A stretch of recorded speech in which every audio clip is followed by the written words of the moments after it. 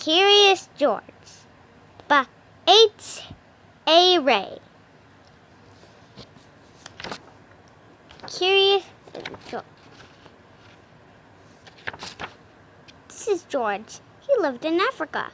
He was a good little monkey and always really curious. One day, George saw a man. He had a large yellow straw hat. The man saw George too. What a nice little monkey. He thought, I would like to take him home with me. He put his hat on the ground, and of course George was curious. He came down from the tree to look at the yellow hat. The hat had been on the man's head. George thought it would be nice to have it on his own head. He picked it up and put it on. The hat covered George's head. He couldn't see. The man picked him up and popped him into a bag. George was caught. The man with the big yellow hat put George into a little boat, and the sailor rowed the boat across the water to a big ship. George was sad, but he was still a little curious. On the big ship, things began to happen. The man took off the bag. George sat on a little stool, and the man said, George, I'm going to take you to a big zoo in a big city. You'll like it there. Now run along and play, and don't get into trouble. George tries to be good, but it is easy for little monkeys to forget. On the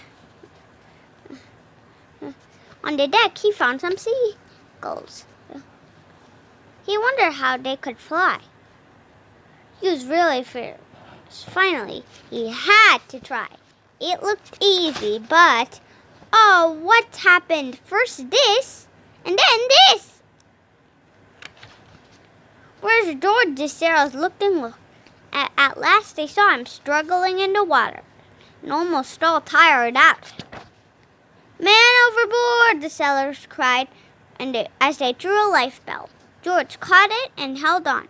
At last, he was safe on board. After that, George was more careful to be a good little monkey until at last the long trip was over. George said goodbye to kind sailors, and he and the man with the yellow hat walked off the ship onto his shore and on to the city, into the man's house. After a good meal and a good pipe, George felt really tired. He crawled into bed and fell asleep at once. Next morning, the man telephoned the zoo. George watched him. He was fascinated. The man went away. George was curious. He wanted to telephone too. 1, 2, 3, 4, 5, 6, 7. What fun! Ding-ling-ling. George has telephoned the fire station. The fire rushed to the telephone. Hello, hello, they said. There's no answer. Look for a signal on beam not that showed where the telephone had come from. They didn't know it was George. They thought it was a real fire. Hurry, hurry, hurry! The fireman jumped onto the fire and on the hook and ladders. Ding dong, ding dong. Everyone out of the way. Hurry, hurry! I rushed into a door. They opened the door. No fire. Oh, Neil. A naughty little monkey. Oh, catch him, they cried. They tried to run away. Almost did. They got caught on the telephone wire, and a thin fireman caught one arm, and the fat fireman caught the other. You fooled the fire department, they said. We'll have to set you up where you can't do any more harm. They took him away and set him in a person. George wanted to get out. He climbed a window to try the bars. Just then, the watchman came in. He got on one bed to catch George, but he was too big and heavy.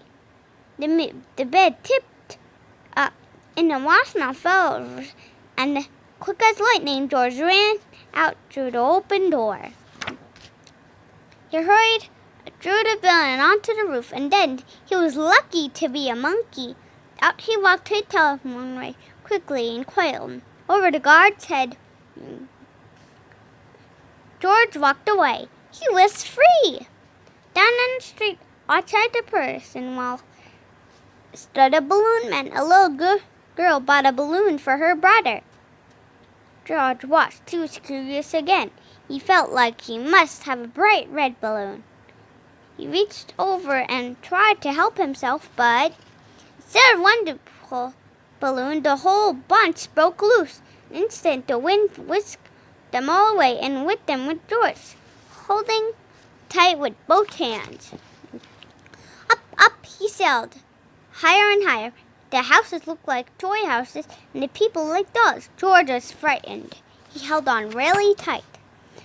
At first, the wind blew in great gusts, then quieted. Finally, it stopped blowing altogether. George was really tired. Down, down he went, bump, onto the top of the traffic light. Everyone was surprised. The track was all mixed up. George didn't know what to do. And then he heard someone called, George! He looked down and saw his friend, the man with the big yellow hat. George was really happy. The man was happy too. George slid down the post, and the man with the big yellow hat put him under his arm.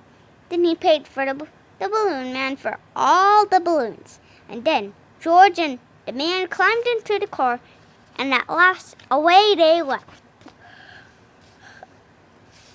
To the zoo! What a nice place for George to live. The end.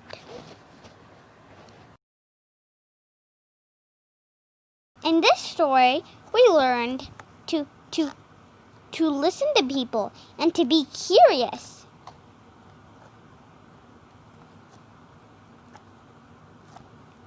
You might get into trouble if you get curious, but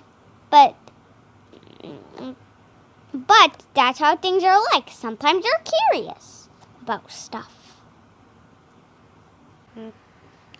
Curious means to wonder about the world, to test new things. Well, you might get in trouble, but it's still important to be curious.